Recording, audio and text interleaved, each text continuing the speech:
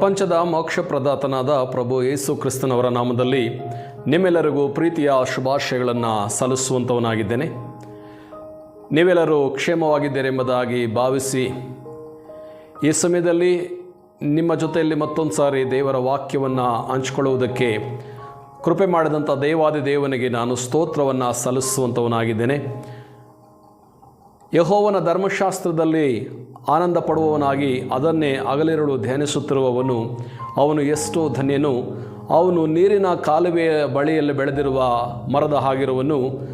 ಅದು ತಕ್ಕ ಕಾಲದಲ್ಲಿ ಫಲ ಕೊಡುತ್ತದಲ್ಲ, ಅದರಂತೆ ಅವನ ಕಾರ್ಯವೆಲ್ಲವೂ ಸಫಲವಾಗುತ್ತದೆ ಎಂಬುದಾಗಿ ದೇವರ ವಾಕ್ಯ ಬೈಬಲ್ ಹೇಳುತ್ತದೆ. ಈ ಸಮಯದಲ್ಲಿ ನಾವು ಸ್ವಲ್ಪ ಕಾಲ ದೇವರ ವಾಕ್ಯವನ್ನು ಧ್ಯಾನ ಮಾಡಲಿಕ್ಕೆ ಹೋಗೋಣ. ದೇವರು ನ್ಯಾಯ ತೀರಿಸದೇ ಇರುವನು ಎಂಬುದಾಗಿ ಸ್ವಲ್ಪ ಹೊತ್ತು ದೇವರ ವಾಕ್ಯವನ್ನು ನಾವು ಆಲೋಚಿಸೋಣ. ಪ್ರೀತಿಯ ದೇವಚಂದ್ರೇ, ನಾವು ಸಮಾಜದಲ್ಲಿ ಅನೇಕ ಸಾರಿ ಒಂದು ಸ್ಲೋಗನನ್ನು ಕೇಳಿಸ್ಕೊಳ್ತಾ ಇರ್ತೇವೆ. ಏನಪ್ಪ ಅಂತಂದರೆ, ವಿ ವಾಂಟ್ ಜಸ್ಟಿಸ್, ಬೇಕೇ ಬೇಕು, ನ್ಯಾಯ ಬೇಕು ಅನ್ನುವಂತಹ ಈ ಸ್ಲೋಗನನ್ನು ನಾವು ಅನೇಕ ಸಾರಿ ಕೇಳಿಸ್ಕೊಳ್ತಾ ಇರ್ತೇವೆ. ಗಮನಿಸ್ರಿ, ಮನುಷ್ಯನು ಮನುಷ್ಯನಿಗೆ ಅನ್ಯಾಯವನ್ನು ಮಾಡುತ್ತಾನೆ, ಮನುಷ್ಯನು ಸರ್ಕಾರಕ್ಕೆ ಅನ್ಯಾಯವನ್ನು ಮಾಡ್ತಾನೆ, ಗಂಡನು ಹೆಂಡತಿಗೆ ಅನ್ಯಾಯ ಮಾಡ್ತಾನೆ, ಹೆಂಡತಿಯು ಗಂಡನಿಗೆ ಅನ್ಯಾಯ ಮಾಡ್ತಾಳೆ, ತಂದೆ ತಾಯಿಗಳು ಮಕ್ಕಳಿಗೆ ಅನ್ಯಾಯ ಮಾಡ್ತಾರೆ, ಮಕ್ಕಳು ತಂದೆ ತಾಯಿಗಳಿಗೆ ಅನ್ಯಾಯವನ್ನು ಮಾಡ್ತಾರೆ.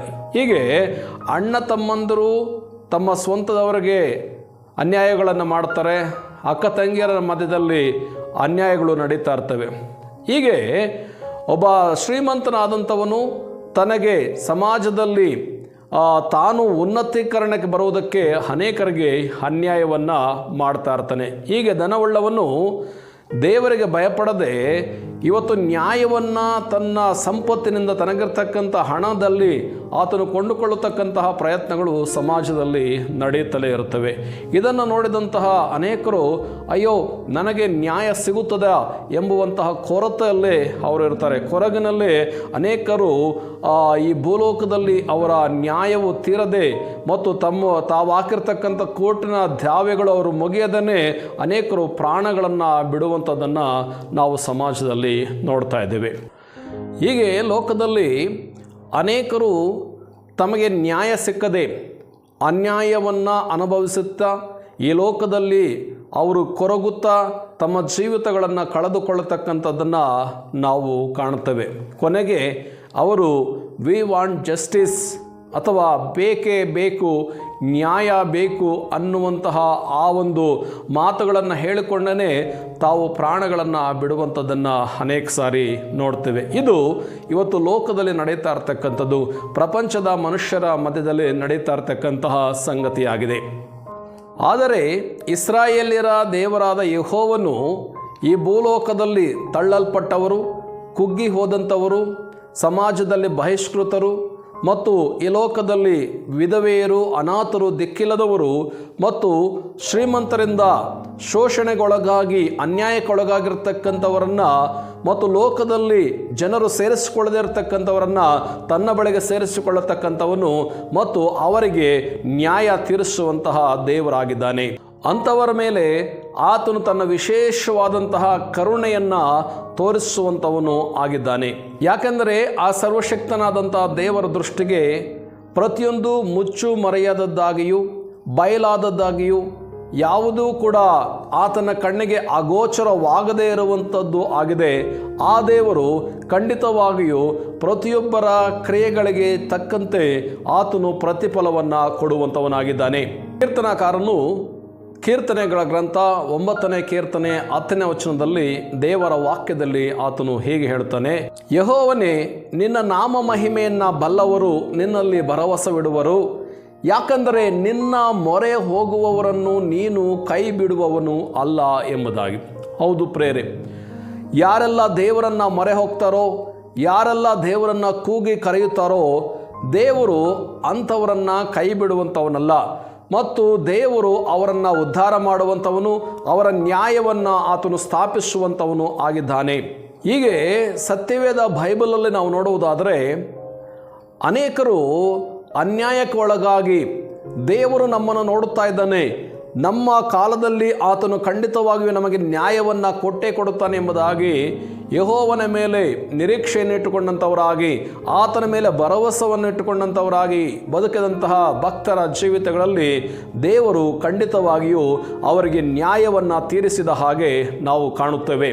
ಅದಕ್ಕೆ ಉದಾಹರಣೆಯಾಗಿ ಭಕ್ತರಾದಂತಹ ಯೋಸೇಫನ ಜೀವಿತವನ್ನು ನೋಡುವಾಗ, ಯೋಸೇಫನು ತಾನು ಮಾಡದೇ ಇದ್ದಂತಹ ತಪ್ಪಿಗೋಸ್ಕರ ತನ್ನ ಸ್ವಂತ ಅಣ್ಣಂದರೆ ಆತನನ್ನು ಚೆನ್ನಾಗಿ ಹೊಡೆದು ಆತನನ್ನು ಒಂದು ಗುಂಡಿಯಲ್ಲಿ ಹಾಕ್ತಾರೆ ಮತ್ತು ಆತನನ್ನು ಬೆಳ್ಳಿ ನಾಣ್ಯಗಳಿಗೋಸ್ಕರ ಐಗುಪ್ತ ದೇಶದ ವರ್ತಕರಿಗೆ ಆತನನ್ನು ಮಾರಿಬಿಡುತ್ತಾರೆ. ಹೀಗೆ ಐಗುಪ್ತ ದೇಶಕ್ಕೆ ಮಾರಲ್ಪಟ್ಟಂತಹ ಯೋಸೇಫನು ಅಲ್ಲಿ ಪೋಟಿಫರನ ಮನೆಯಲ್ಲಿ ಇರಬೇಕಾಗುತ್ತದೆ ಮತ್ತು ಪೋಟಿಫರನ ಹೆಂಡತಿಯು ಈತನು ಸುಂದರವಾಗಿದ್ದಂಥ ಕಾರಣದಿಂದಾಗಿ ಆತನ ಮೇಲೆ ಕಣ್ಣು ಹಾಕಿ ತನ್ನ ಸಂಗಮಕ್ಕೆ ಕರೆದಾಗ ಯೋಸೇಫನು ಆಕೆಯ ಸಂಗಮ ಮಾಡುವುದಕ್ಕೆ ಇಷ್ಟಪಡದೆ ಆಕೆಯಿಂದ ತಪ್ಪಿಸಿಕೊಂಡು ಓಡಿ ಹೋಗುವಾಗ ಅಲ್ಲಿ ಪೋಟಿಫರನ ಹೆಂಡತಿಯು ಯೋಸೇಫನ ಮೇಲೆ ಅಪಪ್ರಚಾರ ಮಾಡ್ತಾಳೆ. ಈ ಯೋಸೇಫನು ನನ್ನನ್ನು ಮಾನಭಂಗ ಮಾಡಲಿಕ್ಕೆ ಬಂದನು, ಇಗೋ ಆತನ ನನ್ನ ಕೈಯಲ್ಲಿ ತನ್ನ ಅಂಗಿಯನ್ನು ಬಿಟ್ಟು ಓಡಿ ಹೋಗಿದ್ದಾನೆ ಎಂಬುದಾಗಿ ಆಕೆಯ ಗಂಡನು ಬಂದಾಗ ಈ ಯೋಸೇಫನ ಮೇಲೆ ಸುಳ್ಳು ಮೊಕದ್ದಮೆಯನ್ನು ಅಥವಾ ಆತನ ಮೇಲೆ ಸುಳ್ಳು ಸಾಕ್ಷಿಯನ್ನು ಹೇಳ್ತಾಳೆ ಆಕೆ. ಆಗ ಈ ಪೋಟಿಫರನ್ನು ಯೋಸೇಫನನ್ನು ಸೆರೆಮನೆಗೆ ಹಾಕಿಸ್ತಾನೆ. ಗಮನಿಸಿ, ಯಾವುದೇ ತಪ್ಪು ಮಾಡದೇ ಇದ್ದರೂ ಕೂಡ ಯೋಸೇಫನು ಪೋಟಿಫರನ ಒಂದು ಕೈಯಿಂದ ಸೆರೆಮನೆಗೆ ಹಾಕಿಸಲ್ಪಡ್ತಾನೆ. ಪ್ರೇರೆ, ಹೀಗೆ ಸೆರೆಮನೆಯಲ್ಲಿ ಅನ್ಯಾಯವಾಗಿ ಯೋಸೇಫನು ಬಿದ್ದುಕೊಂಡಿರಬೇಕಾಗುತ್ತದೆ. ಆದರೆ ದೇವರು ಆ ಯೋಸೇಫನ ಸಂಗಡ ಇದ್ದ ಕಾರಣದಿಂದಾಗಿ ಆ ಒಂದು ಸೆರೆಮನೆಯ ಯಜಮಾನನೆಲ್ಲ ಆ ಸೆರೆಮನೆಯಲ್ಲಿ ನಡೀತಾ ಇರ್ತಕ್ಕಂಥ ಎಲ್ಲ ಕೆಲಸಗಳ ಮೇಲೆ ಯೋಸೇಫನನ್ನು ಮುಖ್ಯಸ್ಥನಾಗಿ ನೇಮಿಸಿದನು. ಹೀಗೆ ಸೆರೆಮನೆಯಲ್ಲಿ ನಡೆಯತಕ್ಕಂಥ ಎಲ್ಲ ಕೆಲಸಗಳನ್ನು ಕೂಡ ಈ ಯೋಸೇಫನೇ ನೋಡಿಕೊಳ್ತಾ ಇದ್ದ. ಆದರೆ ಕಾಲವು ಬಂತು. ಆ ಕಾಲ ಬಂದಾಗ ದೇವರು ಯೋಸೇಫನಿಗೆ ನ್ಯಾಯವನ್ನು ಆತನು ಕೊಟ್ಟನು. ಯಾವ ವ್ಯಕ್ತಿ ಸೆರೆಮನೆಯಲ್ಲಿ ಇರಬೇಕಾಯಿತೋ ಅದೇ ವ್ಯಕ್ತಿ ಆತನು ಸೆರೆಮನೆಯಿಂದ ಬಿಡುಗಡೆಯಾಗಿ ಅರಮನೆಗೆ ಬಂದು ಇಡೀ ಐಗುಪ್ತ ದೇಶಕ್ಕೆ ಪ್ರಧಾನಮಂತ್ರಿಯನ್ನಾಗಿ ಆತನು ನೇಮಿಸಲ್ಪಟ್ಟನು. ಫರೋಹನ ನಂತರ ಇಡೀ ದೇಶದ ಎಲ್ಲ ಆಡಳಿತ ಈ ಒಂದು ಯೋಸೇಫನ ಕೈಗೆ ಬಂತು. ಗಮನಿಸಿ, ಕೆಲವು ವರ್ಷಗಳ ಹಿಂದೆ ಈ ಯೋಸೇಫನು ಸೆರೆಯಲ್ಲಿದ್ದಂಥವನು, ಆದರೆ ಈಗ ನೋಡುವಾಗ ಈ ಯೋಸೇಫನು ಅರಮನೆಗೆ ಬಂದು ಇಡೀ ಐಗುಪ್ತ ದೇಶವನ್ನು ಆತನು ಆಳ್ವಿಕೆ ಮಾಡ್ತಾ ಇರ್ತಕ್ಕಂಥದ್ದನ್ನು ಗಮನಿಸ್ತೇವೆ. ಇದು ದೇವರು ಯೋಸೇಫನಿಗೆ ನ್ಯಾಯ ಕೊಟ್ಟಂತಹ ವಿಷಯ. ಇನ್ನು ನಾವು ಲೂಕನ ಸುವಾರ್ತೆ 18ನೇ ಅಧ್ಯಾಯದ 7ನೇ ವಚನದಲ್ಲಿ ಹೀಗೆ ಓದುತ್ತೇವೆ: ದೇವರಾದುಕೊಂಡವರು ಆತನಿಗೆ ಹಗಲು ರಾತ್ರಿ ಮೊರೆಯಿಡುವಲ್ಲಿ ಆತನು ಅವರ ವಿಷಯದಲ್ಲಿ ತಡಮಾಡಿದರು. ಅವರ ನ್ಯಾಯವನ್ನು ತೀರಿಸದೇ ಇರುವನೇ, ಅವರಿಗೆ ಬೇಗ ನ್ಯಾಯ ತೀರಿಸುವೆನೆಂದು ನಿಮಗೆ ಹೇಳುತ್ತೇನೆ. ಪ್ರೀತಿಯ ದೇವಚಂದ್ರೇ, ಇಲ್ಲಿ ದೇವರ ವಾಕ್ಯ ಹೇಳ್ತದೆ, ದೇವರಾದುಕೊಂಡವರು ಆತನಿಗೆ ಮೊರೆ ಇಡುವಾಗ, ಆತನಿಗೆ ಪ್ರಾರ್ಥನೆಗಳನ್ನು ಮಾಡುವಾಗ ದೇವರು ಅವರಿಗೆ ನ್ಯಾಯ ತೀರಿಸದೇ ಇರುವನಾ? ತಡವಾದರೂ ಕೂಡ ಆತನು ಅವರಿಗೆ ನ್ಯಾಯವನ್ನು ತೀರಿಸ್ತಾನೆ ಎಂಬುದಾಗಿ ದೇವರ ವಾಕ್ಯ ಸ್ಪಷ್ಟವಾಗಿ ಹೇಳ್ತಾ ಇದೆ. ಹೌದು ಪ್ರೇರೆ, ದೇವರ ದೃಷ್ಟಿಗೆ ಯಾವುದೂ ಕೂಡ ಮುಚ್ಚುಮರೆಯಾದದ್ದಾಗಿ, ಯಾವುದೂ ಕೂಡ ಅದು ಕಣ್ಣಿಗೆ ಕಾಣದೇ ಇರತಕ್ಕಂಥದ್ದಿಲ್ಲ. ಎಲ್ಲವೂ ಕೂಡ ದೇವರ ದೃಷ್ಟಿಗೆ ಕಾಣುವಂಥದ್ದಾಗಿದೆ. ದೇವರ ದೃಷ್ಟಿಗೆ ಎಲ್ಲವೂ ಕೂಡ ಬಯಲಾದದ್ದಾಗಿ ನಾವು ಕಾಣ್ತಾ ಇದ್ದೇವೆ. ಆದ್ದರಿಂದ ದೇವರು ಖಂಡಿತವಾಗಿಯೂ ನ್ಯಾಯವನ್ನು ತೀರಿಸ್ತಾನೆ. ಬಹುಶಃ ಈ ಭೂಲೋಕದಲ್ಲಿ ಜನರು ತಮಗಿರ್ತಕ್ಕಂಥ ಇನ್ಫ್ಲೂಯೆನ್ಸನ್ನು, ತಮಗಿರ್ತಕ್ಕಂಥ ಶಿಫಾರಸನ್ನು ಬಳಸಿಕೊಂಡು ಅನೇಕ ಸಾರಿ ಜನರಿಗೆ ನ್ಯಾಯ ದೊರಕದಂತೆ ಮತ್ತು ಕೇವಲ ಉಳ್ಳವರ ಪರವಾಗಿ ನ್ಯಾಯ ಬರುವಂತೆ ನೋಡಿಕೊಳ್ಳುವಂಥದ್ದನ್ನು ನಾವು ಸಮಾಜದಲ್ಲಿ ಅನೇಕ ಸಾರಿ ನೋಡ್ತೇವೆ. ಆದರೆ ಬೈಬಲಲ್ಲಿ ನಾವು ನೋಡುವಾಗ ದೇವರು ತನ್ನ ಪ್ರಜೆಗಳಿಗೆ ಆತನು ಖಂಡಿತವಾಗಿಯೂ ನ್ಯಾಯವನ್ನು ತೀರಿಸ್ತಾನೆ. ಇವತ್ತು ಅನ್ಯಾಯಕ್ಕೊಳಗಾಗಿ, ಇವತ್ತು ನೀವು ಕಣ್ಣೀರಿನಿಂದ, ಬಾಧೆಯಿಂದ, ದುಃಖದಿಂದ ಅಯ್ಯೋ ನನಗೆ ಈ ರೀತಿಯಾಗಿ ಆಗಿಬಿಡ್ತಲ್ಲ, ನನ್ನ ಸ್ವಂತದವರೇ ನನಗೆ ಈ ರೀತಿಯಾಗಿ ಅನ್ಯಾಯ ಮಾಡಿದ್ದಾರೆ, ನನಗೆ ಮೋಸ ಮಾಡಿದ್ದಾರೆ, ನಾನೊಬ್ಬ ನಿರ್ಗತಿಕಳು, ನನ್ನ ವಿಷಯವಾಗಿ ಕೇಳುವಂಥವರು, ನನ್ನ ವಿಷಯವಾಗಿ ಮಾತನಾಡತಕ್ಕಂಥವ್ರು ಯಾರೂ ಇಲ್ಲ ಎಂಬುದಾಗಿ ಅಂದುಕೊಂಡು ನೀವಿರಬಹುದು. ಆದರೆ ಚಿಂತೆ ಮಾಡಬೇಡ್ರಿ, ನಿಮಗೋಸ್ಕರ ಚಿಂತಿಸುವ ಒಬ್ಬನಿದ್ದಾನೆ, ನಿಮಗೋಸ್ಕರ ನ್ಯಾಯ ತೀರಿಸುವಂತಹ ಒಬ್ಬ ದೇವರಿದ್ದಾನೆ. ಆತನೇ ಇಸ್ರಾಯೇಲ್ಯರ ಸರ್ವಶಕ್ತನಾದಂಥ ದೇವರು, ನಮ್ಮ ಸೃಷ್ಟಿಕರ್ತನು. ಆತನನ್ನು ದೃಷ್ಟಿಸಿ ಆತನ ಕಡೆಗೆ ನಾವು ತಿರುಗಿಕೊಂಡು ಆತನ ಬಳಿಗೆ ಬಂದು ನಾವು ನ್ಯಾಯವನ್ನು ಕೇಳುವುದಾದರೆ ಖಂಡಿತವಾಗಿಯೂ ಆತನು ನಮಗೆ ನ್ಯಾಯವನ್ನು ಕೊಟ್ಟೇ ಕೊಡ್ತಾನೆ. ಪ್ರೀತಿಯ ಸಹೋದರನೇ ಸಹೋದರಿ, ನಿನ್ನ ಅನ್ಯಾಯ, ನಿನಗಾಗ್ತಾ ಇರ್ತಕ್ಕಂಥ ಅನ್ಯಾಯ, ಅದನ್ನು ದೇವರು ನೋಡ್ತಾ ಇದ್ದಾನೆ. ಇವತ್ತು ನಿನ್ನನ್ನು ಅನ್ಯಾಯದಿಂದ ಬಿಡಿಸಿ ನಿನಗೆ ನ್ಯಾಯವನ್ನು ಕೊಡಲಿಕ್ಕೆ ದೇವರಾತನು ಸಿದ್ಧನಾಗಿದ್ದಾನೆ. ಇವತ್ತು ಅನ್ಯಾಯವನ್ನು ಅನುಭವಿಸ್ತಾ ಇರ್ತಕ್ಕಂಥ ನೀನು ಚಿಂತೆ ಮಾಡಬೇಕಾಗಿಲ್ಲ, ಬದಲಾಗಿ ಪ್ರಾರ್ಥನೆ ಮಾಡು. ದೇವರು ಆದುಕೊಂಡವರು ಆತನಿಗೆ ಹಗಲು ರಾತ್ರಿ ಪ್ರಾರ್ಥನೆ ಮಾಡುವಾಗ ಆತನು ಅವರ ಪ್ರಾರ್ಥನೆಗೆ ಉತ್ತರ ಕೊಡದೇ ಇರ್ತಾನ. ತಡ ಮಾಡಿದರೂ ಕೂಡ ಅವರಿಗೆ ಆತನು ಉತ್ತರವನ್ನು ಕೊಡ್ತಾನೆ, ಅರ್ಥಾತ್ ಅವರಿಗೆ ನ್ಯಾಯವನ್ನು ತೀರಿಸ್ತಾನೆ ಎಂಬುದಾಗಿ ದೇವರ ವಾಕ್ಯ ಬೈಬಲಲ್ಲಿ ನಾವು ನೋಡ್ತೇವೆ. ಆದ ಕಾರಣ ಪ್ರಿಯಳೇ, ನೀವು ಇವತ್ತು ಅನ್ಯಾಯವನ್ನು ಅನುಭವಿಸ್ತಾ ಇರುವುದಾದರೆ ಚಿಂತೆ ಮಾಡಬೇಡ್ರಿ, ದೇವರು ನಿಮಗೂ ಕೂಡ ನ್ಯಾಯವನ್ನು ಕೊಡ್ತಾರೆ. ಇವತ್ತು ಬಾಧೆಗೊಳಗಾಗಿ ದುಃಖಿಸಲ್ಪಡ್ತಾ ಇದ್ದರೆ, ನೀವು ನೋವನ್ನು ತಿಂತಾ ಇದ್ದರೆ ನೀವೇನು ಚಿಂತೆ ಮಾಡಬೇಕಾಗಿಲ್ಲ. ಪ್ರಾರ್ಥನೆಯನ್ನು ಮಾಡಿರಿ, ದೇವರಿಗೆ ನಿಮ್ಮ ನ್ಯಾಯವನ್ನು ಒಪ್ಪಿಸಿಕೊಡ್ರಿ. ಕರ್ತನೇ, ನನಗೆ ಇಂತಹ ಅನ್ಯಾಯ ಆಗ್ತಾ ಇದೆ, ದೇವರೇ ನಾನು ಇಂತಹ ಒಂದು ಅನ್ಯಾಯವನ್ನು ಅನುಭವಿಸ್ತಾ ಇದ್ದೇನೆ, ದಯಮಾಡಿ ನನಗೆ ನ್ಯಾಯವನ್ನು ಕೊಡು, ದಯಮಾಡಿ ನನಗೆ ಇಂಥ ಒಂದು ಆ ಸ್ಥಿತಿಯಿಂದ ನನ್ನನ್ನು ಬಿಡಿಸು ಎಂಬುದಾಗಿ ಕೇಳಿಕೊಳ್ಳುವಾಗ ದೇವರು ನಿಮ್ಮನ್ನು ಖಂಡಿತವಾಗಿಯೂ ಅನ್ಯಾಯದಿಂದ ತಪ್ಪಿಸುವಂಥವನಾಗಿದ್ದಾನೆ. ದೇವರು ಖಂಡಿತವಾಗಿ ನಿಮ್ಮನ್ನು ಇಂತಹ ಒಂದು ಅನ್ಯಾಯದಿಂದ ಆತನು ತಪ್ಪಿಸಿ ಆತ ನಿಮ್ಮ ನ್ಯಾಯದ ಮಾರ್ಗದಲ್ಲಿ ನಡೆಸುವಂಥವನಾಗಿದ್ದಾನೆ. ಆದ್ದರಿಂದ ಪ್ರಿಯ ಸಹೋದರನೇ ಸಹೋದರಿ, ಭಯಪಡಬೇಡ, ದುಃಖ ಮಾಡಬೇಡ, ಚಿಂತೆ ಮಾಡಬೇಡ, ನೀನು ಪ್ರಾರ್ಥನೆ ಮಾಡು. ಯೋಸೇಫನು ಕೂಡ ತನ್ನ ಅಣ್ಣಂದರು ತನಗೆ ಅನ್ಯಾಯ ಮಾಡಿದಾಗ, ಪೋಟಿಫರನ ಹೆಂಡತಿ ತನಗೆ ಅನ್ಯಾಯ ಮಾಡಿದಾಗ ಆತನೇನು ಮಾಡಿದ? ಆತನು ದುಃಖಿಸದೆ ಚಿಂತಿಸದೆ ತನಗೆ ನ್ಯಾಯವನ್ನು ಕೊಡ್ತಕ್ಕಂಥ ದೇವರ ಬಳಿಯಲ್ಲಿ ತನ್ನ ಮೊರೆಯನ್ನು, ತನ್ನ ವಿಜ್ಞಾಪನೆಯನ್ನು ಮಾಡಿಕೊಂಡಾಗ ದೇವರು ಯೋಸೇಫನನ್ನು ತಪ್ಪಿಸಿದನು. ಇವತ್ತು ನೀನು ಕೂಡ ದುಃಖಿತಳಾಗಿದ್ದೀಯಾ? ಇವತ್ತು ನೀನು ಕೂಡ ದುಃಖಿತನಾಗಿದ್ದೀಯಾ? ಚಿಂತೆ ಮಾಡಬೇಡ, ಪ್ರಾರ್ಥನೆ ಮಾಡು. ದೇವರು ಖಂಡಿತವಾಗಿಯೂ ನ್ಯಾಯವನ್ನು ತೀರಿಸ್ತಾನೆ. ಹೌದು ಪ್ರೇರೆ, ನಮ್ಮ ದೇವರು ನಮ್ಮ ಕಣ್ಣೀರನ್ನು ಒರೆಸುವಂಥ ದೇವರು, ನಮ್ಮ ದೇವರು ನಮ್ಮ ಕಣ್ಣೀರನ್ನು ನೋಡುವಂಥ ದೇವರು.